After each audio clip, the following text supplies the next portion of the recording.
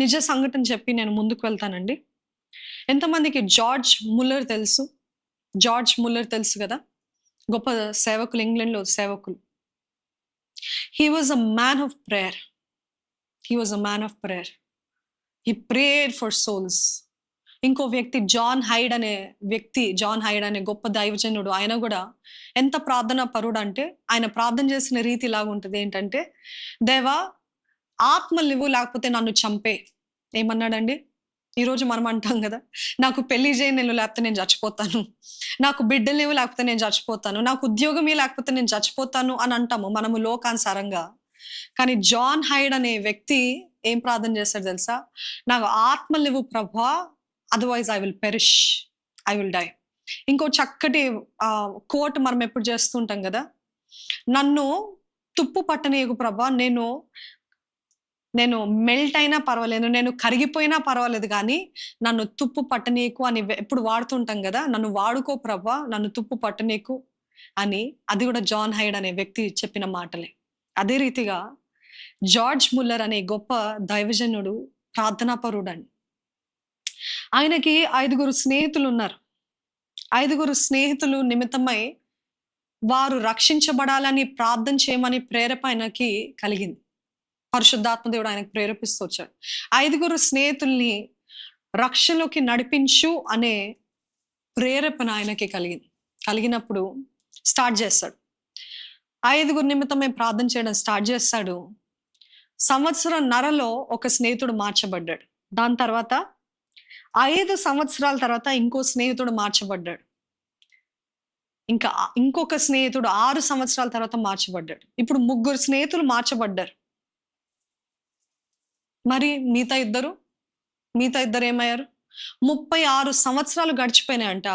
36 సంవత్సరాలు ఆ 2 స్నేహితుల కోసం ప్రార్థన చేస్తాడంట. దేవా వీరిని రక్షించు ప్రభా, వీరు నిన్ను తెలుసుకోకుండా మరణించకూడదు ప్రభా అని జార్జ్ ముల్లర్ తన స్నేహితుల కోసం 36 సంవత్సరాలు ప్రార్థించాడండి. ఆ 36 సంవత్సరాలు ప్రార్థించిన తర్వాత కూడా ఆ 2 మార్చబడలేదు. ఆ 2 రక్షించబడలేదు. ఇంచుమించు ఇదంతా కూడా 52 సంవత్సరాలు ఆ 2 కోసము, అంటే మొత్తము కలిపి వారి స్నేహితుల కోసము హి ప్రేడ్.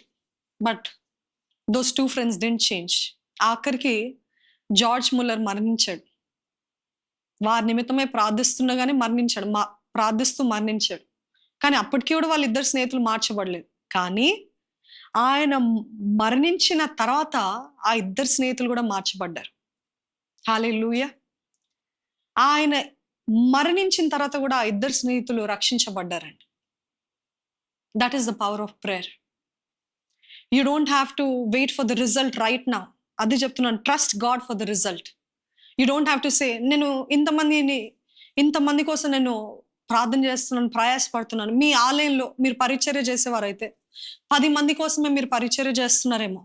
కానీ అది కూడా శక్తి లోపం లేకుండా చేయండి. అది కూడా పూర్ణ ఆత్మతో, పూర్ణ మనస్సుతో చేయండి.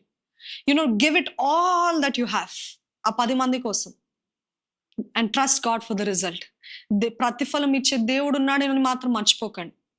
ఎందుకు జార్జ్ ముల్లర్ గురించి చెప్పానంటే, ఆయన మరణించిన తర్వాత కూడా ఆయన ప్రార్థనలో శక్తి చూస్తారా? అందుకనే యేసుప్రభు అంటాడు, ఎడతెగక ప్రార్థించండి. మీకు కనిపించినా కనపడకపోయినా మీరు ఎడతెగక ప్రార్థించండి. వీరు మారాలి, వారు మారాలి. కనపట్లేదు. కానీ ఎవరి గురించి అయితే మారాలి అని ప్రార్థన చేస్తున్నారు, వారు ఇంకా భయంకరంగా మారారు.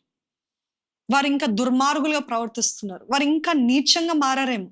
ప్రార్థించే కొలది ఇంకా వారిలో ఉన్న దురాత్మలు రేగిపోతున్నాయి. అట్లా అని నేను ప్రార్థన ఆపేస్తాను, ఎందుకంటే ప్రార్థిస్తుంటేనే వీళ్ళలాగా రెచ్చిపోతున్నారు కదా అనేది అబద్ధం.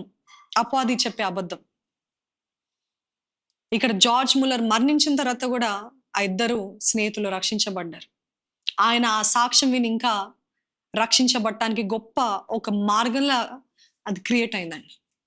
ఈరోజు మీరు జ్ఞాపకం చేసుకోండి, when you do what you're doing for God, trust God, he will give you the result. If you believe, say amen. He will give you the result. You don't have to expect from people. మనుషులు ఏమంటారా, మనుషులు ఏమిస్తారా, మనుషులు చూస్తున్నారా, it doesn't matter. Trust God for the result.